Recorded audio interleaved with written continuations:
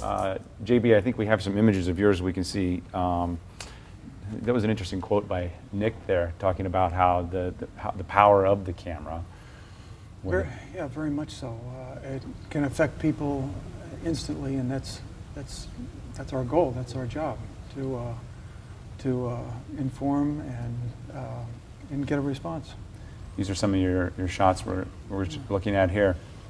Just your impressions now that we're 2 months out from when a lot of these pictures were taken.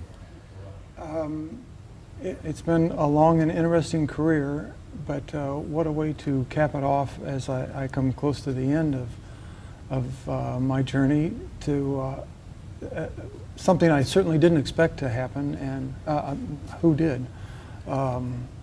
It's been interesting, it's been intense is the word I like to use, and trying very hard to do the job right, to inform with my pictures, and to just let people know what's happening. Has it changed? I know the job has changed, that goes without saying, but has it changed even in the last couple of months? Has social media, has Instagram, everyone out there has a camera?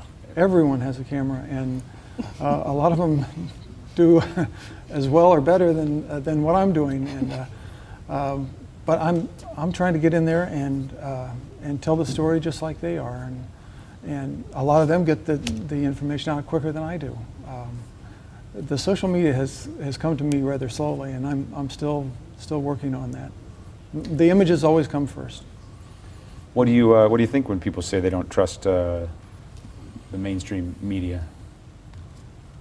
To a certain degree, I can certainly see their point of view, but when people have a certain perspective that they want to get out there, and you don't necessarily give them what they want to hear, then yeah, they're going to be more negative towards you. And at the Post-Dispatch, we get it from all sides. So maybe we're doing it right if everybody's angry. We'll hold on to that. JB mentioned just the speed of things. What's most important? This is I feel like this is kind of a generic classroom question, but do you feel that pressure to get it first? Is it more important to be right? Is there somewhere in between? Do you sort it out later? Is there a pressure to be?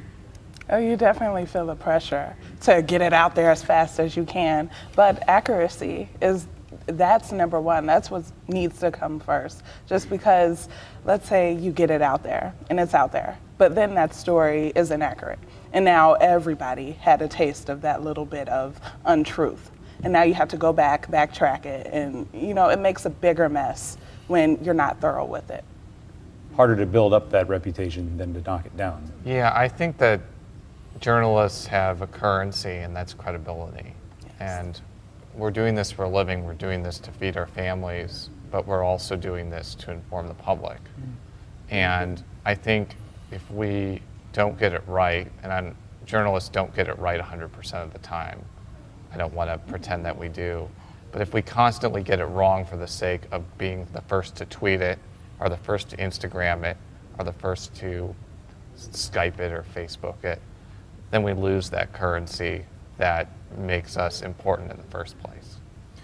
Does social media, is it a stressful thing? I mean, you're dealing in that currency when you even retweet someone.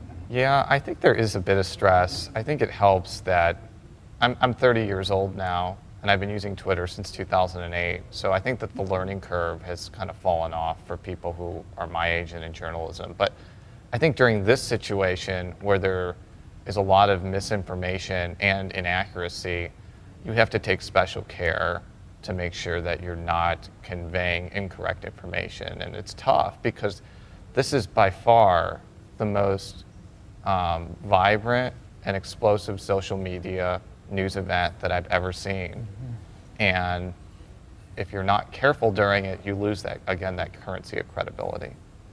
Mariah, I wonder if social media doesn't mean something altogether different to you. I mean, how long have you been able to say, Huffington Post as on your title. Tell us how that happened. Not very long. Yeah, oh my gosh, it happened so swiftly.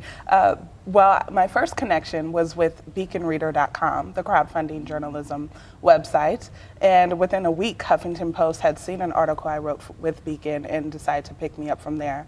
So Within the last 2 months, we're talking about. yeah, I went down Sunday, Monday, excuse me, the day after all of the looting occurred at the Quick Trip. I went down, not connected to any news organization, and decided to report because I am a journalist, whether I'm with an organization or not. And you were with the Huffington Post by when? Goodness, that Monday I was with Huffington Post by Saturday. Things change fast. So, what about social media as a source? Is that a valuable tool? I know there are, even in my business, we've talked about, well, if we had to choose between the traditional scanners, which is how you hear what's going on in the old world, and social media, we'd choose social media. But talk about it as a source. I think it can be a useful source. Today, for example, Alderman Antonio French, who's very social media savvy, and he has been for a long time, tweeted out there was going to be a press conference in downtown St. Louis in reaction to the Shaw shooting. And that turned out to be accurate, and knowing that was able to inform us to cover it. But there's also just been a whole lot of inaccuracy throughout this whole thing on all sides. And I think that the temptation to be first and the temptation to kind of be rapid is very strong in this situation. But you have to kind of trust your instincts, not necessarily as a journalist, but just common sense. I think it has to prevail here because people are depending on us per se and others who are non-professional media to get this story out. So I had an interesting situation happen just yesterday when reporter Christine Byers and I covered the drive-by shooting in Ferguson, and Christine immediately tweeted out information about what had happened, and somebody who was there viewing the police, the yellow tape, all that, suddenly said, "Who's this Christine Byers, and where did she get this information?" And and we went over and You audibly heard this. yeah, audibly heard her say that, and went over and talked to her, and were able to confirm that the information we had was correct. So it happens just that quickly.